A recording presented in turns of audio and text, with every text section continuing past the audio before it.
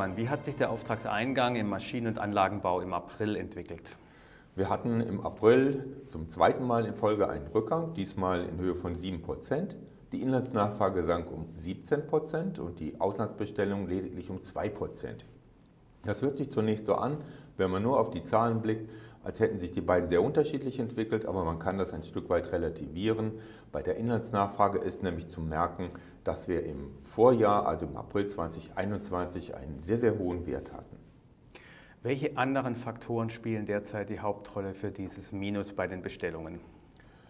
Nun, das Weltkonjunkturklima hat sich ein Stück weit abgekühlt. Die Belastungsfaktoren, die Belastungen haben deutlich zugenommen.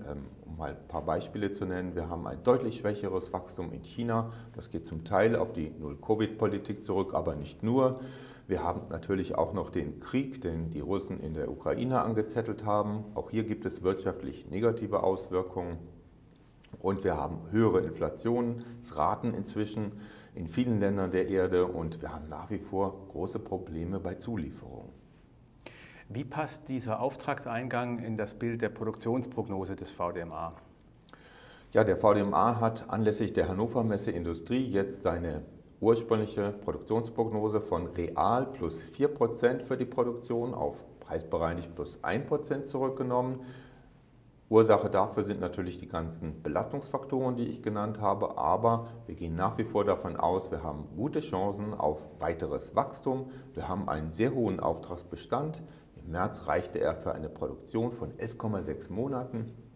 Das ist der aktuellste Wert, den wir zurzeit zur Verfügung haben.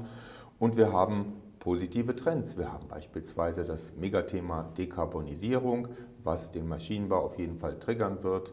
Wir haben das Thema rund um die Wertschöpfungsketten. Sie werden zum Teil neu aufgesetzt, in andere Länder verschoben. Das bedeutet zusätzliche Investitionen.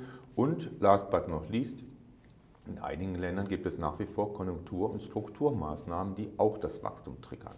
Allen voran beispielsweise in den USA.